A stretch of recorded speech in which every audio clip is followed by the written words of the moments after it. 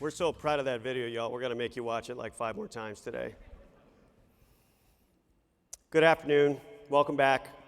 As we close out SpaceCom this year, I want to end with a perspective that connects everything that we've talked about this week: technology, policy, capital, and execution. But from a place that often gets overlooked. Because as space becomes more integrated into daily life, national security, and the global economy, success is no longer driven by engineering alone. It's also driven by understanding, trust, and alignment across institutions and with the public. That's the lens our closing keynote brings today. Camille Bergin is the founder and CEO of Modulate and an aerospace engineer turned technical storyteller.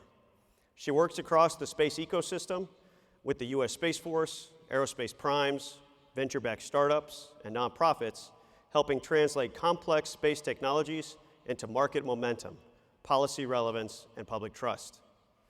Many of you also know Camille as the Galactic Gal, where she engages a global audience of nearly 1 million people by making space technology business and policy accessible, without oversimplifying what matters. Before founding Modulate, Camille helped build the foundational marketing team at VAST, led advanced programs business development at Orbit Fab, and supported engineering and business development efforts at Lockheed Martin Space. Her experience spans satellite infrastructure and servicing, lunar development, human spaceflight, and national security, giving her a rare view of both how space technologies are built and how they're understood beyond this room. In her closing keynote, The Missing Link Between Space and Earth, Camille will explore why strategic storytelling has become a form of critical infrastructure, essential for aligning capital, industry, government, and the public around technologies designed to deliver long-term impact and security. As we wrap up SpaceCom Space Congress today, this is a fitting place to end, not by looking only at what we build, but at how we bring others along with us. Please join me in welcoming Camille Bergin to the stage.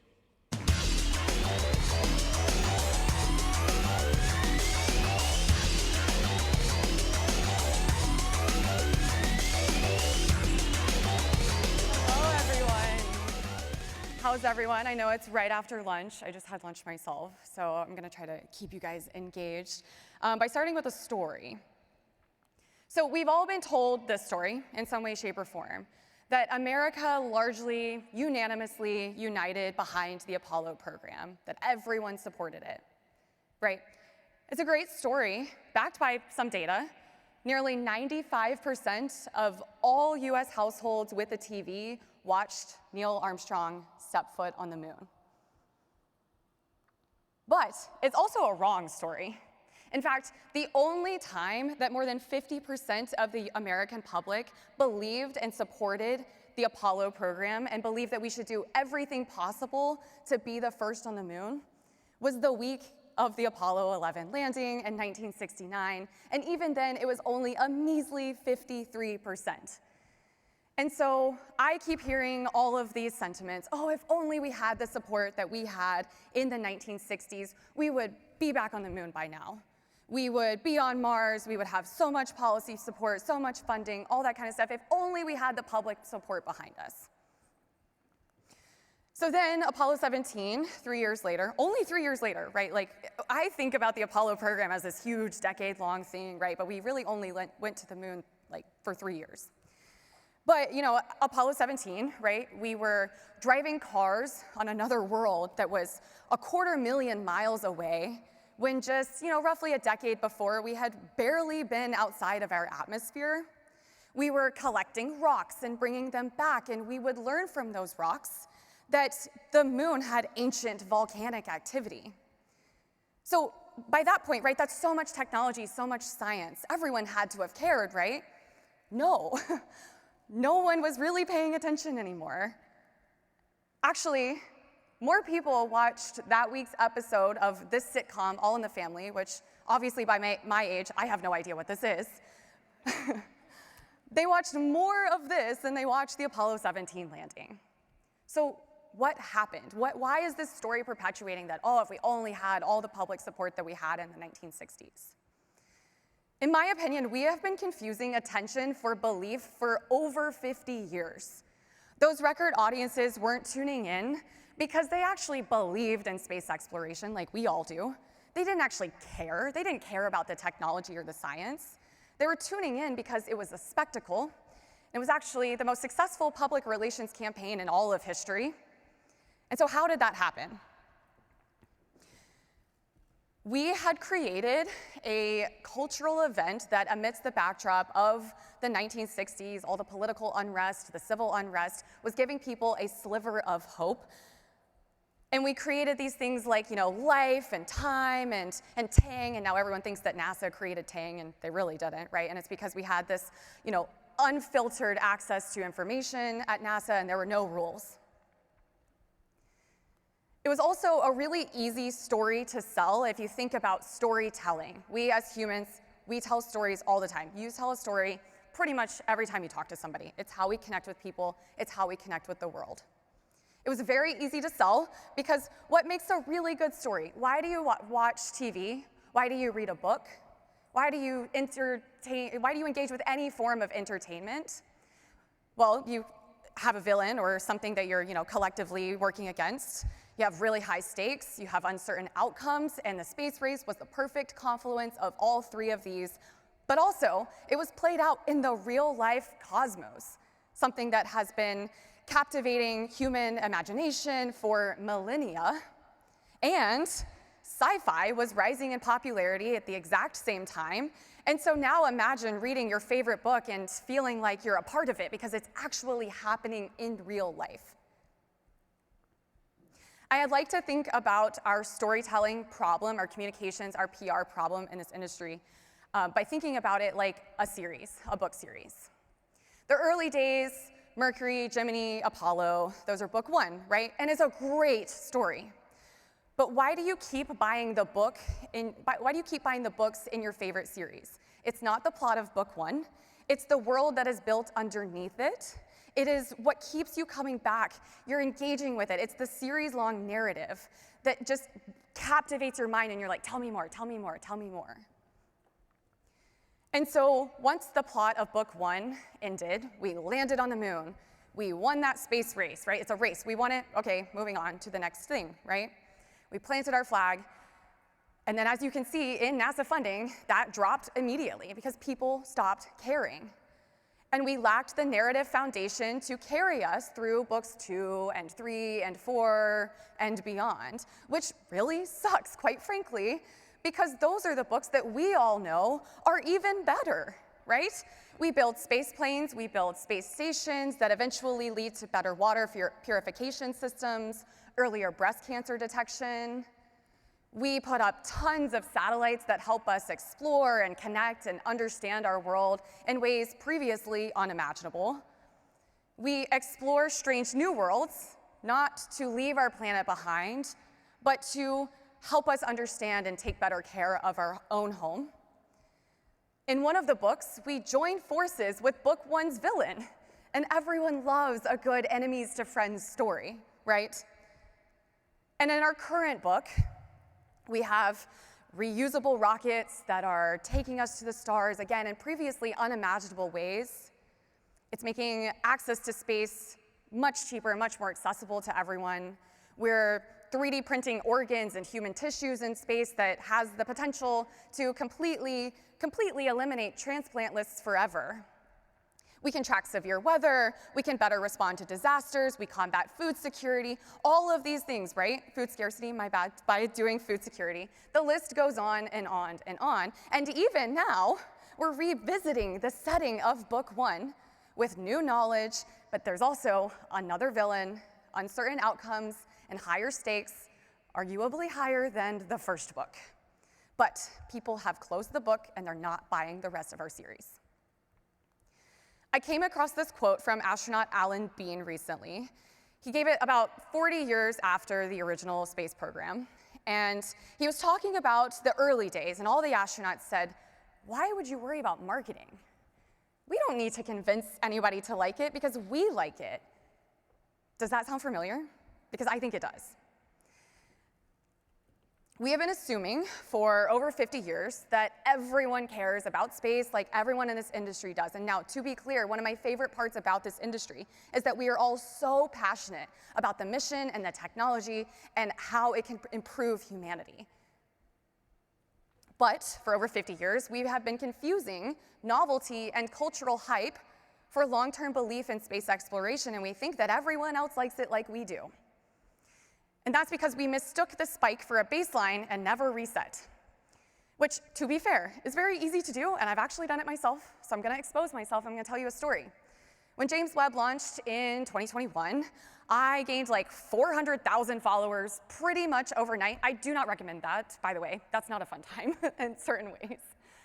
And that's because my videos about a space telescope were getting hundreds of thousands, if not millions of views every single day.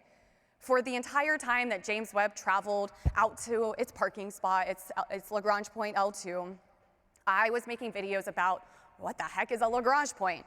I was telling people about orbital mechanics, and they loved it.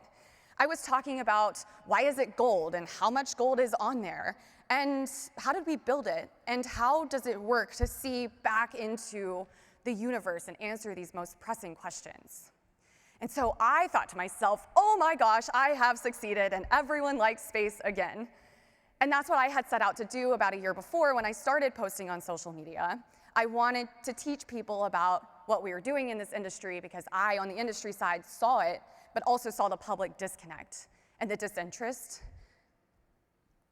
And so in some ways, that's what the data showed, right? People cared, but you can't draw insights from data without looking at the whole picture. And so to paint the stage of 2021, I know a lot of us have trauma blocked that out. But number one is COVID, right? It was about, almost 2 years into everyone being at home, bored out of their mind. TikTok was revolutionizing, and I, as a marketing person, hate to use that word, but in this case, I really do think that it applies. They were revolutionizing access to information and media. People were eating up educational short-form videos for the first time like they were candy, and I was the space candy shop. The third piece of the pie is that James Webb was very, very controversial. And if we go back to the narrative elements that I talked about with the villain and the high stakes, uncertain outcomes, we had all of that here too, to a certain extent, and quite honestly, we kind of wrote the headlines for them. We had this $10 billion telescope. You tack on billion, that's instantly controversial. We had, it was 30 years, right, in the making, delays and delays and delays, which our industry is notorious for. It's also gorgeous, right? Scroll stopping, which aesthetics really matter in the social media day and age.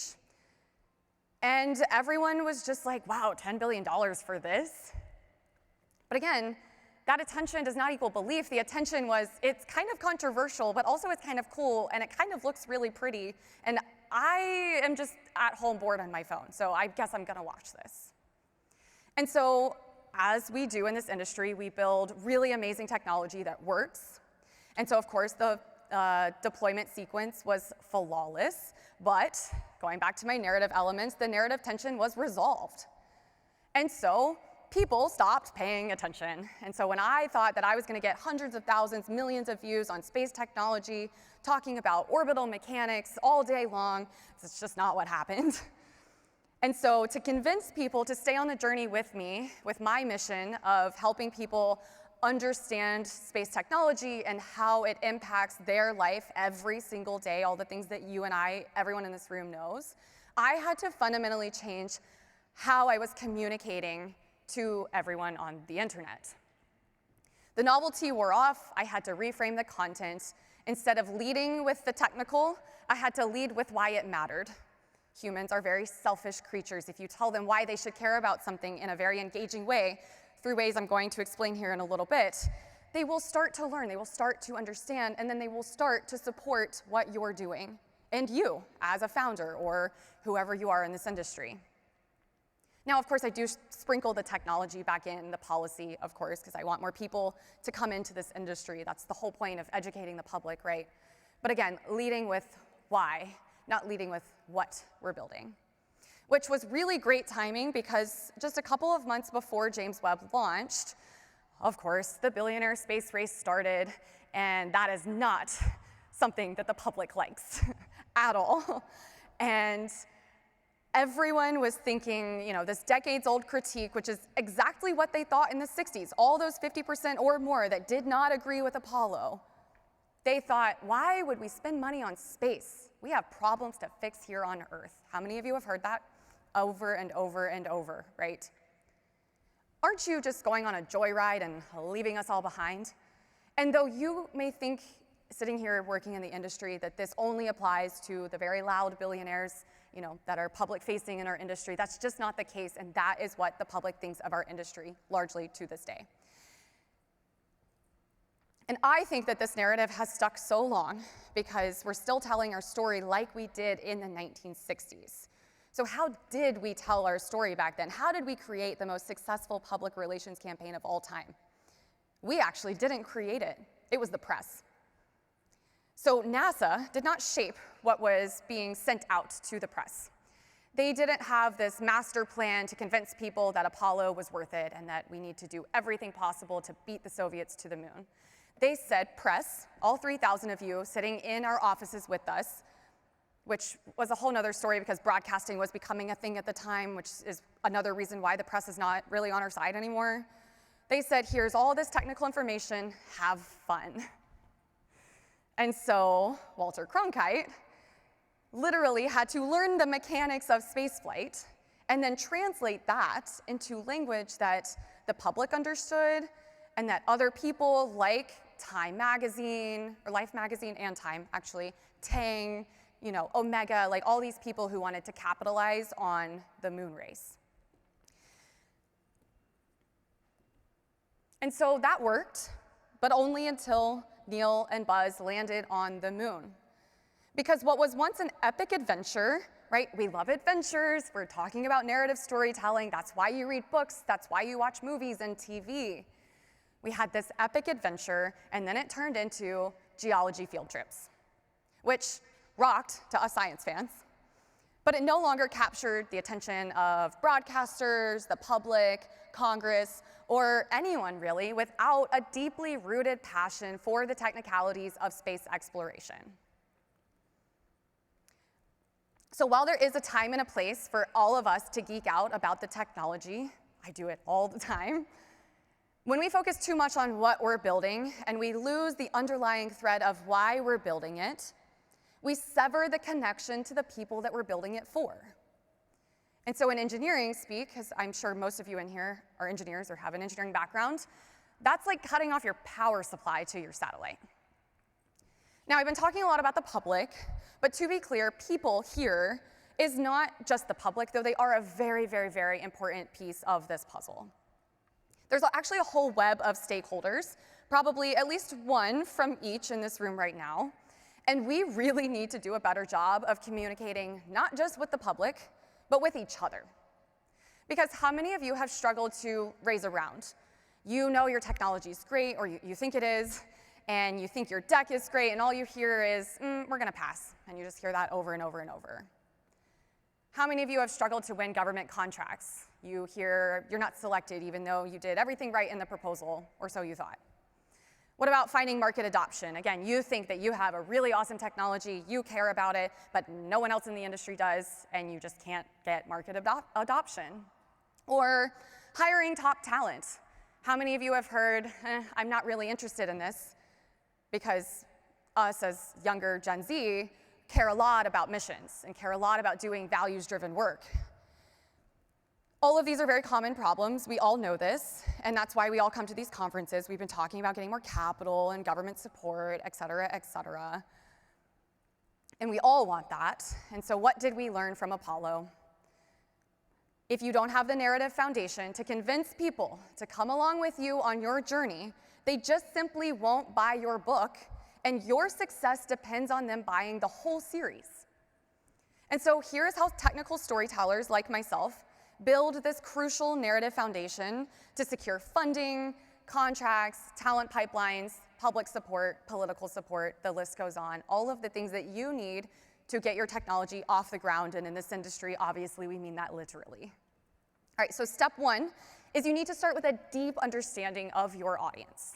You need to ask yourself these questions. Who are you talking to? Who are you trying to influence? What do they care about? Remember, humans are selfish creatures. How do you connect with people? You find something in common, that's what you do. What is their why? Why should they care about space exploration?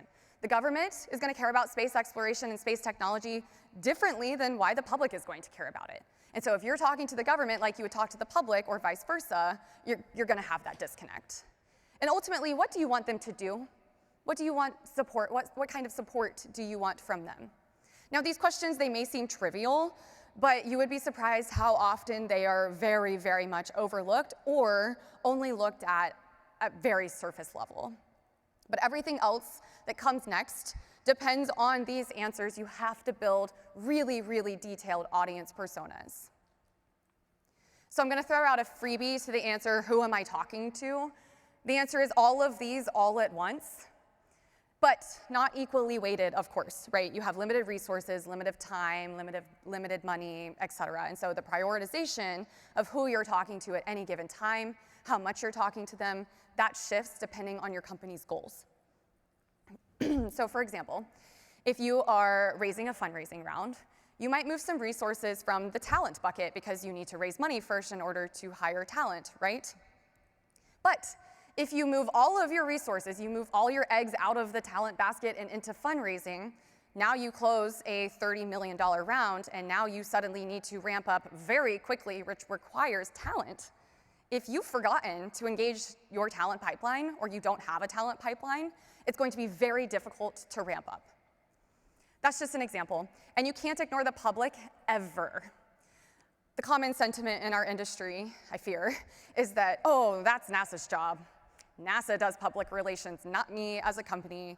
I have too much other things to be focusing on. And I don't even know what that means. I don't know how to do that.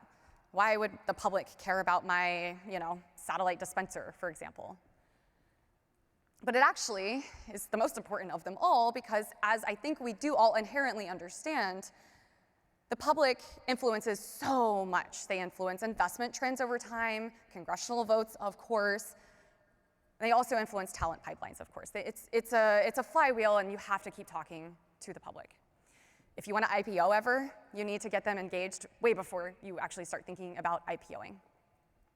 And so some percentage of the communications at any given time needs to be for the public. But again, how much depends on where you are, your stage of the company, your growth, et cetera. Which leads me to the next step. How do you talk to them? So you have all of these different people, and if you're talking to the government like you would talk to the public or vice versa, you're not going to engage with them. It's like if you tried to, talk to your mom about space exploration on a very technical level, and she's not a technical person, she's not going to get it. And so everyone, all of these stakeholders, have different backgrounds, different beliefs, different interests, different things that make them tick, different whys. And quite frankly, we really suck at this in this industry because largely we think that everyone cares about the technology and the science like we do, or that everyone understands the technology and the science like we do.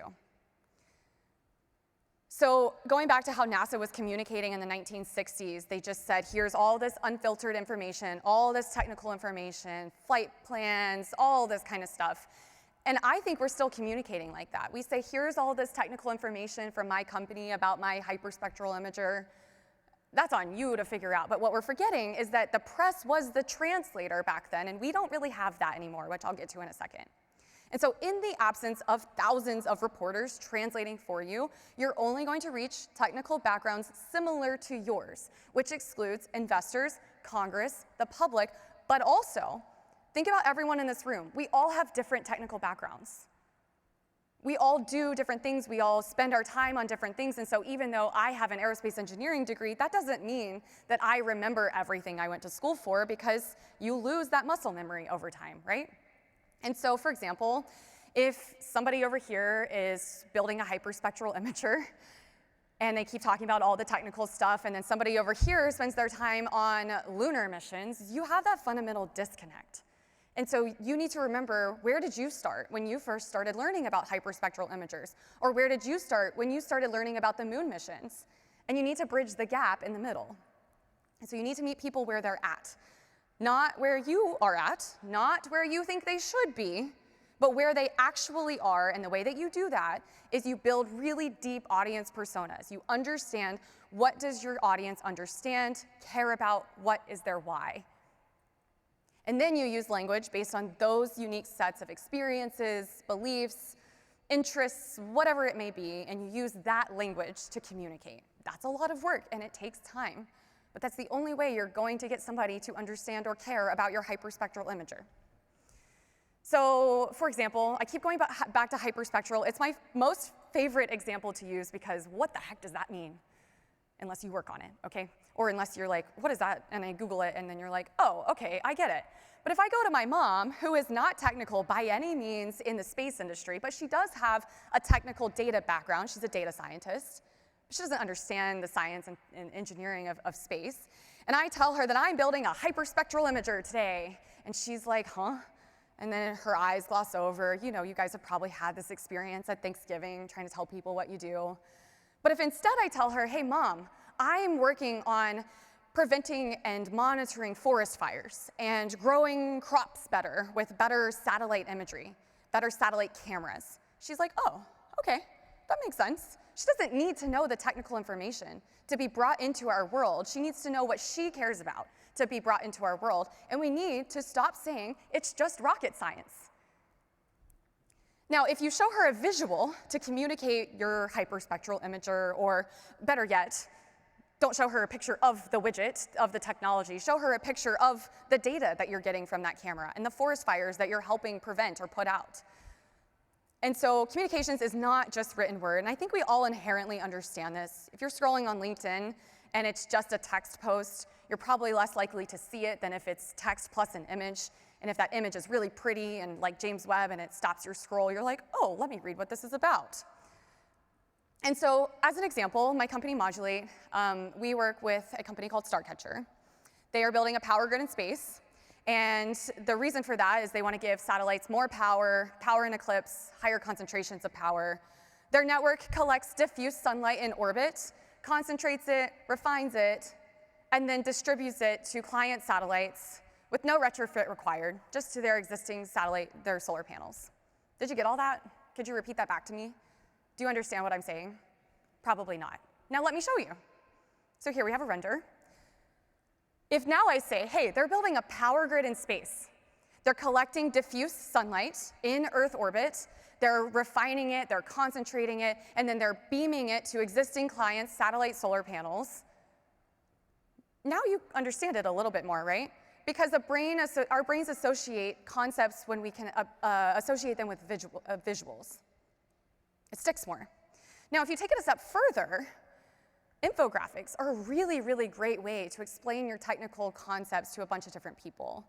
So now here you can see, and this is on their website, on their LinkedIn, if you want to go read it in more detail, but now we break down what I just said into its individual components. And so I'm saying, hey, Fresnel lenses, that's how we capture the sunlight. And actually, oh, by the way, to connect it even more, Fresnel lenses, what the heck is that? Well, what if I told you that they're what's on lighthouses to amplify light outwards, and they've been used for hundreds of years. So photos, videos, renders, infographics, animations, they're all very, very, very invaluable tools for communications with various different stakeholders. And for more reason than one. Because again, they not just teach, but they grab attention. And so this leads me to step 3. How do you reach your audience? And not only that, how do you keep them engaged? How do you keep their attention? And how do you turn that attention into belief? Because again, attention does not inherently equal belief. So this is made worse by the state of the world. And I think, again, we all kind of inherently understand and are interacting with this on a daily basis. But to put it clearly, we live in a very, very noisy world. There's information everywhere. AI promises to make sense of that information, but quite frankly, right now, it's just adding fuel to the fire. And who knows when that's going to get better, if ever. Algorithms everywhere, whether that's your news algorithm or your social media algorithm. Algorithms are creating echo chambers and information silos. Every single person in this room has a different internet. That's terrifying. They're also controlled by a few people or foreign states, increasingly. And nearly every topic nowadays seems polarized because it kind of is, because that's what they're engineering. That is what they are trying to do. They are creating controversy. They're creating conflict, rage bait, all these bad, negative things that get clicks. And that's how the media companies make money. And now add to all of that, if that's not enough, Distrust of science and technology is at an all-time high. And I really kind of think that space is making that worse because we have these very expensive, very public, very big explosions, or we have all these space companies who are claiming to be the next SpaceX, and everyone thinks that, but almost none of them are. And they are telling a story, which is great. That's how, in some ways, you get investment. But if you don't have anything underneath it, then eventually your investment will go away, and then you've burned that investor, or you didn't really, do what you were supposed to do on that government contract, and now you've burned them, and then that makes it worse for all of us. And so to grab someone's attention, you have to engineer signals that stand out above this noise. You have to increase your signal-to-noise ratio. And that means you have to transmit the right message at the right time to the right people, just like any other communications that we have via radio. I know we don't really use that anymore, but any sort of communication channel. You tune the frequency, you tune the phase to resonate with them at the right time. And channels does not just mean social media. In fact, that is but one tiny lever to pull. It can be bigger depending on your goals, of course. But channels can be digital, whether that's social media, press, videos, et cetera, your website. They can be print, brochures, magazines, newspapers. Some people still do get newspapers, not me though. Or face-to-face channels, right? So this conference, you come here to get your message out. You come here to connect with your stakeholders. And even this keynote is a channel for which my story can come out. And so maybe for you, your own keynote or a panel or a podcast is the channel that you need to be communicating through to your audience. And effective strategies are the ones that consider all of them, all channels holistically, and strategically map which levers to pull at what time and to what extent. So going back to this, right, attention does not equal belief. But again, how do you turn that attention into belief?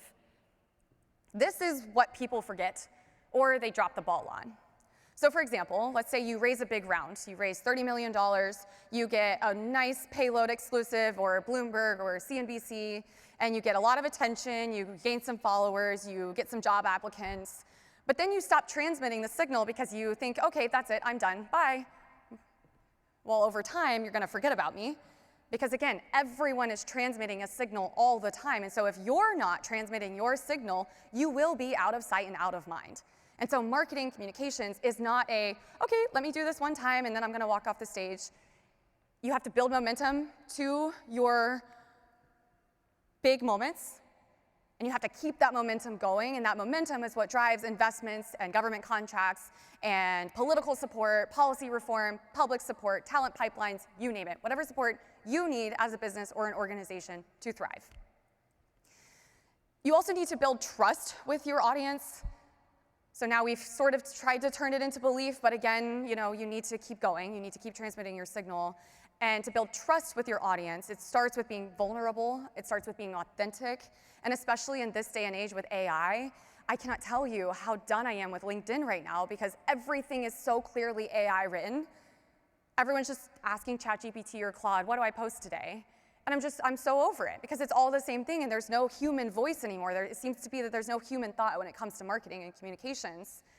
And everyone, again, thinks that social media is the thing, like that's what you need to be doing. And in some ways, yes, but in other ways, no.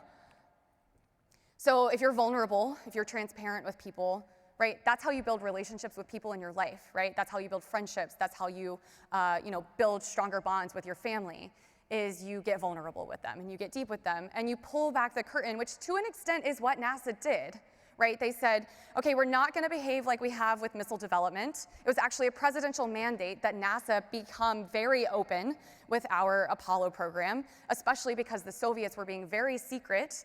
And right, we wanted to differentiate ourselves from that type of life and way of being. Another way is to leverage individual voices, again, like that human connection.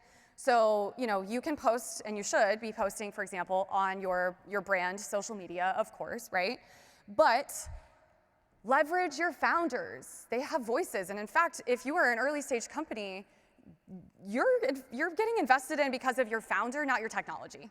And so if you use your founders' voices, if you use your other leadership voices, if you use engineers or other people at your company to get the word out in other ways, people trust people more than they trust institutions, increasingly so. So always remember the why at the end of the day when you were talking about humans, right? Same kind of thing, you're going and you're trying to engage with a friend, and you want to talk to them about something, you have to find a common ground, and that's how you build a relationship with them. And the messages need to be consistent, they need to be persistent, and they need to be relevant. So I will leave you with two more thoughts. The first being that storytelling is the bedrock of marketing. It is the foundation on which everything else is built. It is the foundation on which you are able to build successful technology that gets off the ground. And again, in this industry, I mean that literally. Stories are how we connect with each other, and it's how we connect with technology. So even though technology, science, all this kind of stuff has entered the room, we still need to tell stories like we've been telling them for millennia. It is truly a tale as old as time. That's what humans crave, stories. Storyteller jobs have skyrocketed because big tech giants, Microsoft, Google, et cetera, are starting to understand that in this world, it's content marketing, it's communications, and it's transmitting that signal over and over and over and making sure that your signal always reaches out above the noise. So in the last year alone, the job titles with storyteller in them on LinkedIn doubled. And if you go back to this quote from Steve Jobs, which I think he was the best storyteller in technology that we've had in so long, the most powerful people in the world are storytellers. And so you need to build that into whatever you're doing, whether you're building a company or an organization. It needs to be the bedrock. You wouldn't build a satellite without a solar panel or some other power source. You wouldn't build it without a way to communicate back to the ground. Marketing needs to be a subsystem of your technology. Communications, technical storytelling needs to be invested in from the very beginning. Even when you're building a startup, what is the first thing you do after you're like, I have this idea? You translate that into a story that you need to sell to investors or to customers if you're bootstrapping.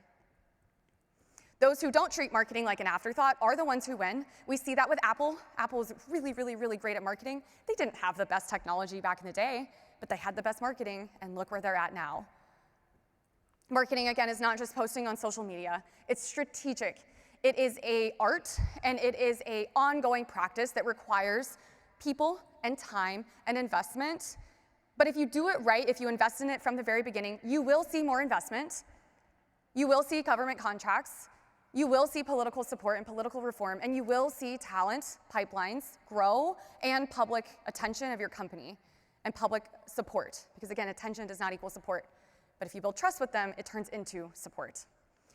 And so I'll leave you with this. Without an urgent, systemic, industry-wide shift in how we communicate and developing strategic narrative foundations and communications infrastructure, we will lose our space superiority. Not because we couldn't figure out how to land something on the moon again. We always figure it out. We built a $10 billion telescope that went through 344 harrowing single points of failure, and it worked. And now it gives us these beautiful images. We will figure it out. We always do. But we will lose our space superiority, not because of that, but because we failed again to give people a reason to care. Thank you.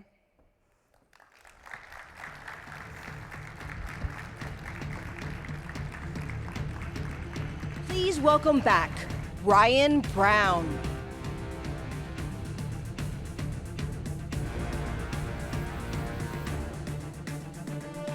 Wow, thank you, Camille. What a great presentation. What a great message at this moment.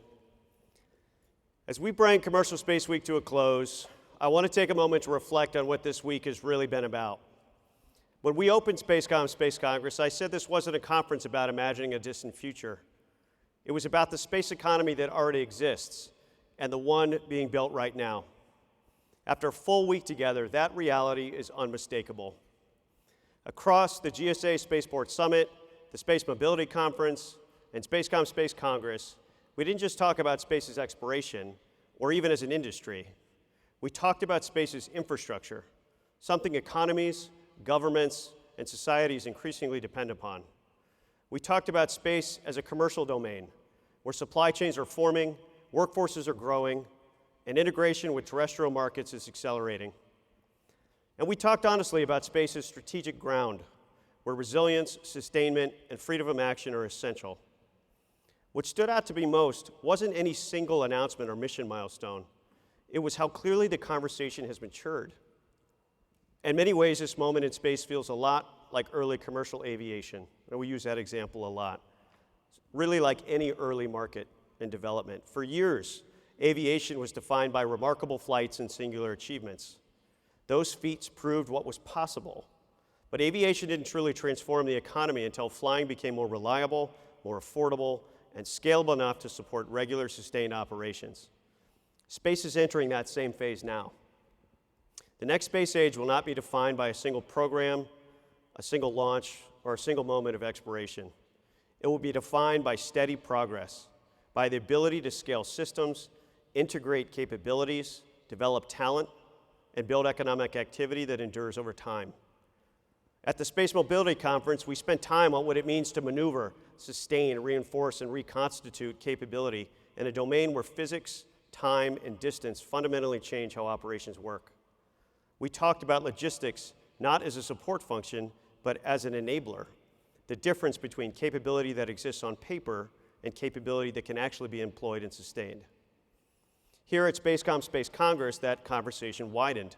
We looked at how commercial innovation, government demand, capital, and execution intersect, not episodically, but continuously.